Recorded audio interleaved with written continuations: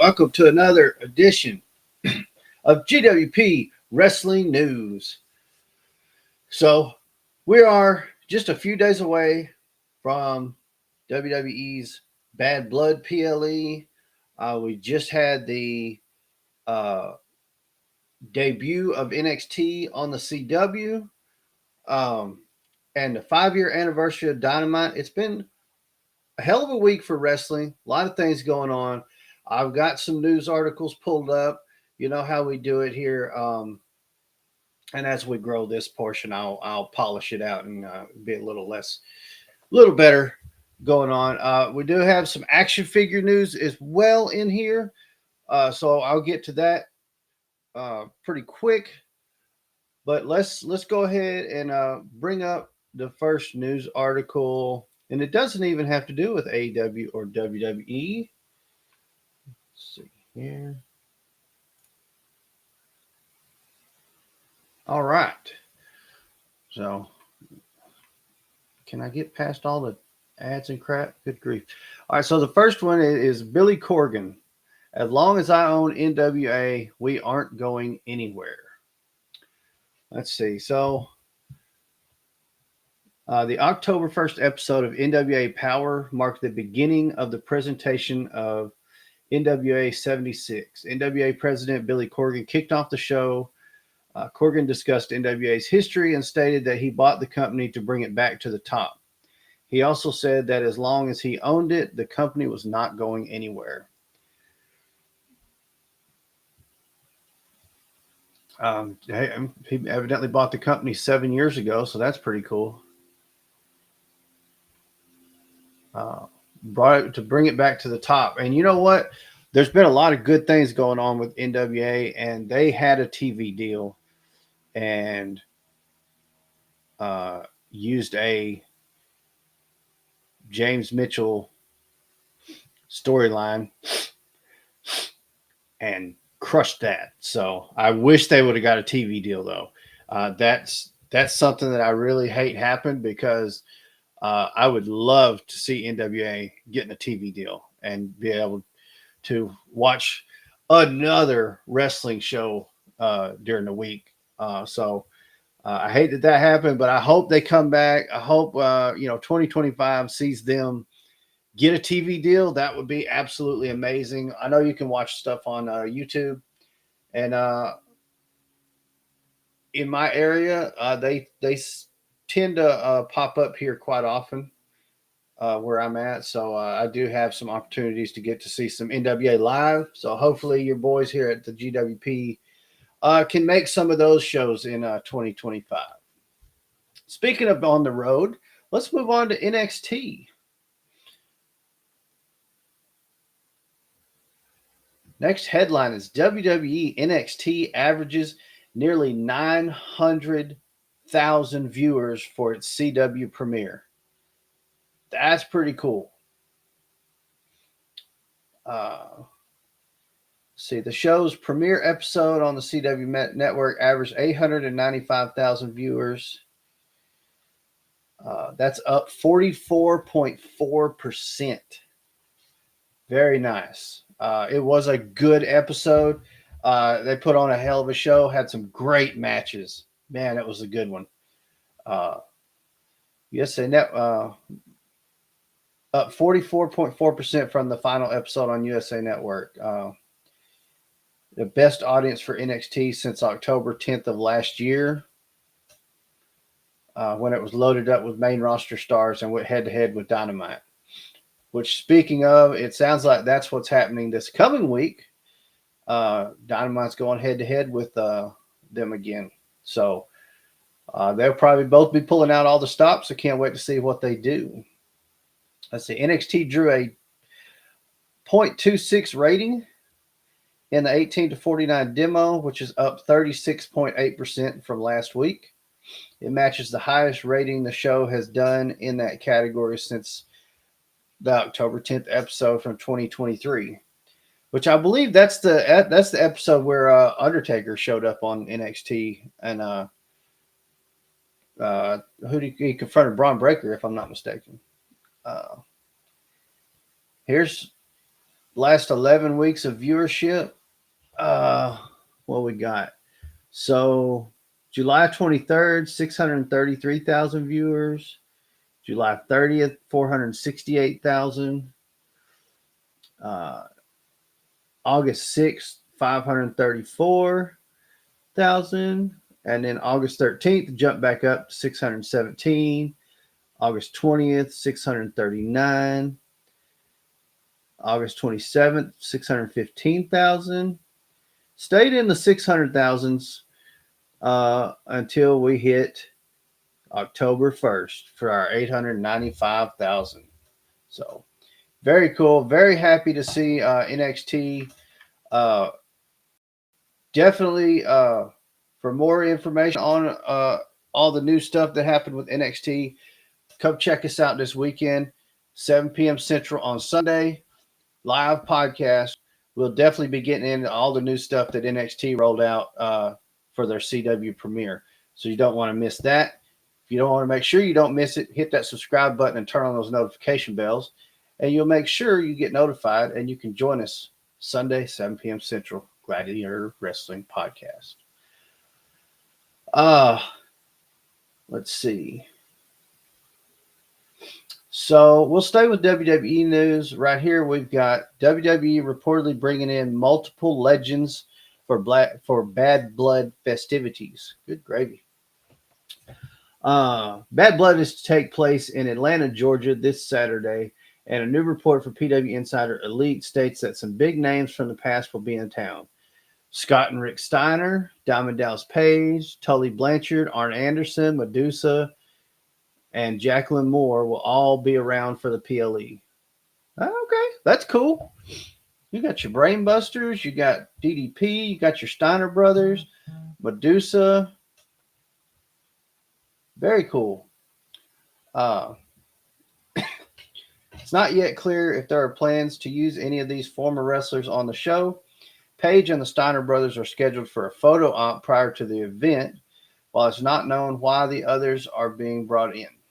One thing each of these wrestlers has in common is an association with WCW, which was owned by Turner Broadcasting System and therefore based in Atlanta.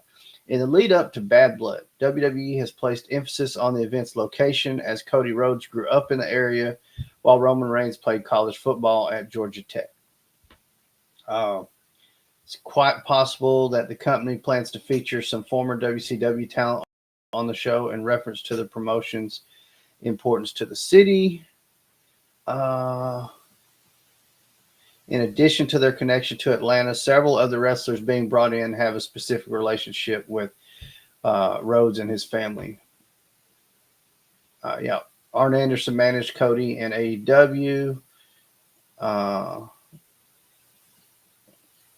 course, talked about the Brainbusters just a second ago. Paige has been a longtime friend of Dusty and has maintained a close relationship with Cody as well. We've seen that play out on TV several times. Okay.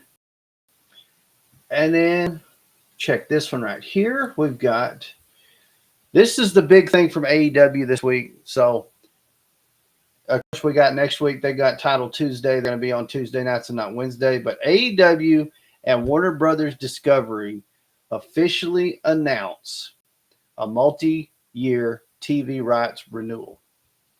So let's get into this. After months of speculation, AEW and Warner Brothers Discovery officially announced a multi-year renewal on Thursday afternoon that will keep Dynamite and Collision on TBS and TNT, respectively, in addition to a streaming component on Max. The number of years and the amount AEW will receive was not announced, but Variety reported that the deal is valued at upward of $150 million per year. You know what? I'll bring the podcast to Max for way cheaper than that. I'm just saying. Just tag Max, let him know. What that amount covers is also unclear as of now. Here are the highlights first reported by The Wrap. Okay. Dynamite and Collision will remain in their current homes on networks on both Wednesday and Saturday, respectively. Both Dynamite and Collision will stream will stream live on Max for U.S. subscribers starting in 2025.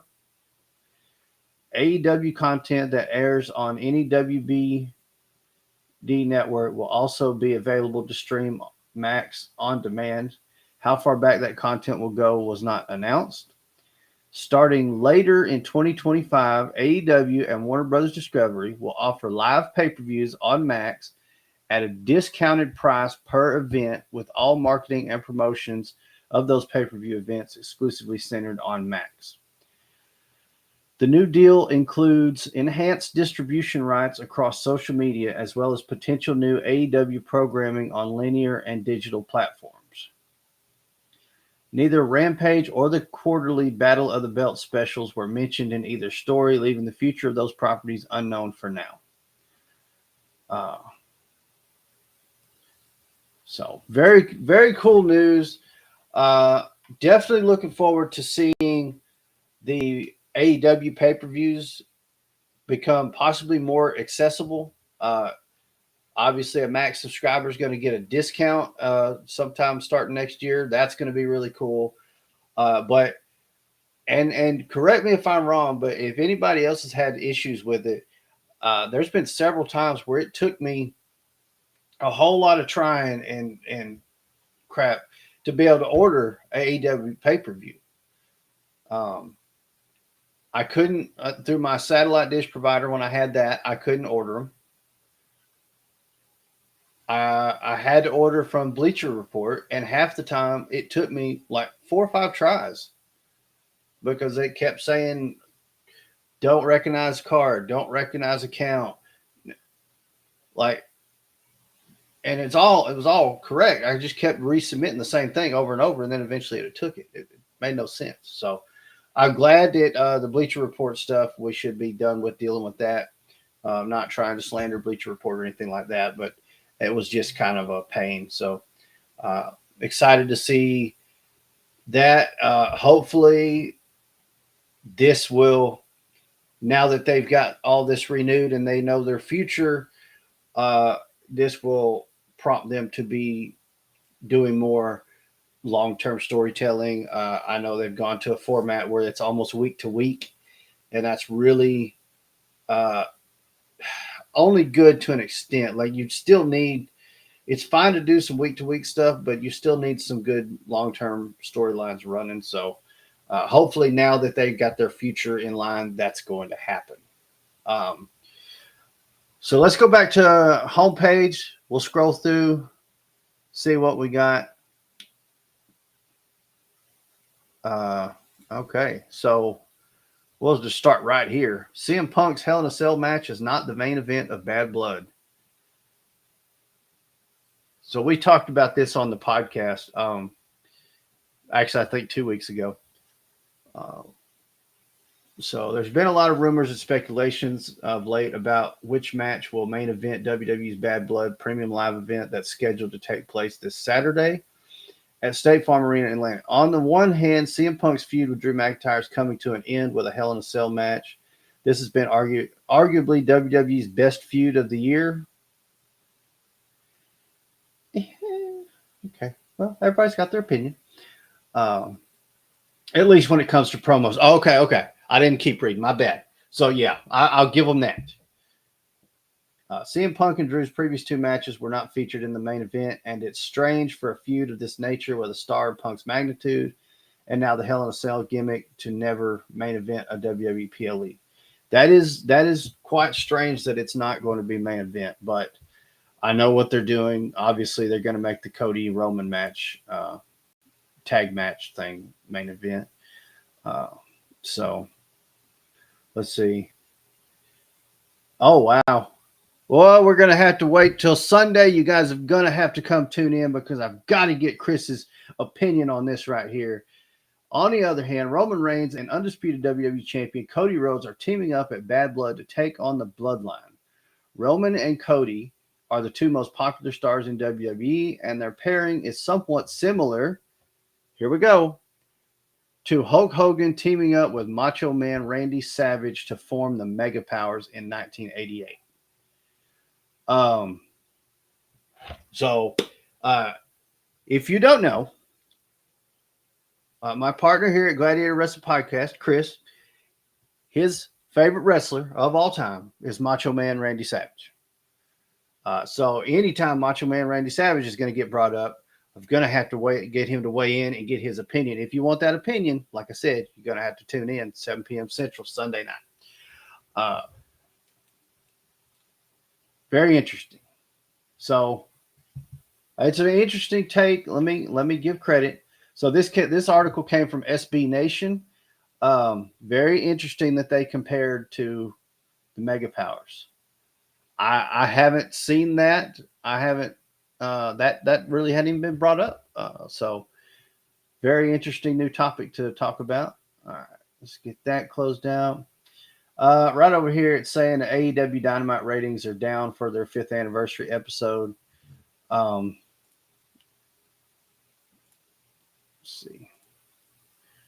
Wrestlers WWE released before they reached their potential.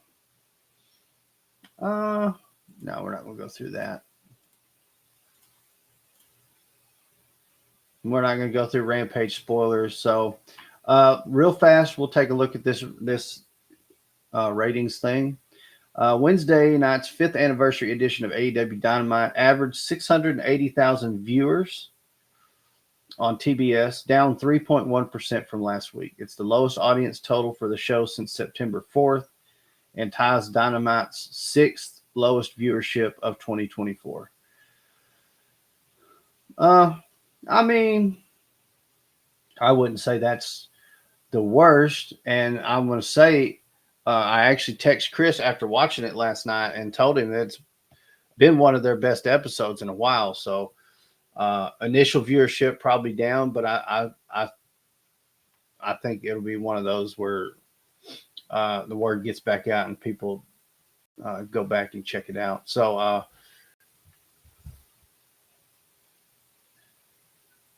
yeah. We also got Shelton Benjamin showing up on AEW Dynamite last night. So it looks like MVP is going to be bringing the Hurt Syndicate to AEW. Shelton Benjamin, Bobby Lashley, and it looks like he wants Swerve to join. So we're going to see how that's going to go. Before we sign off right quick, we do have a little bit of action figure news that Chris shared with me earlier. So I'm going to go ahead and share that here. Thursday, the 10th of October, the Dudley Boys 2-pack will be up for, is it pre-order? No, it'll be next Thursday. Dudley Boys goes up for sale on Ringside Collectibles. So it's going to be a really cool set. Looks like they're ECW versions. Looks like they come with ECW tag titles. I'm going to have to get that real bad. But that's going to do it. That is your news for the week. For all the rest of the news and a deeper dive into some of this, make sure and tune in Sunday, 7 p.m. Central for Gladiator Wrestling Podcast. We will be live. Special shout out on my way out to Reigning Game 707. Apologize for that. For winning the giveaway. I'll put a link to his video. He opened his package the other night. Him and his son had an awesome time opening that, and they got some awesome goodies from our giveaway. So if you want to see that, check that link in the description down below. And that's going to do it for this edition of Gladiator Wrestling Podcast, Wrestling News. Gladiator out.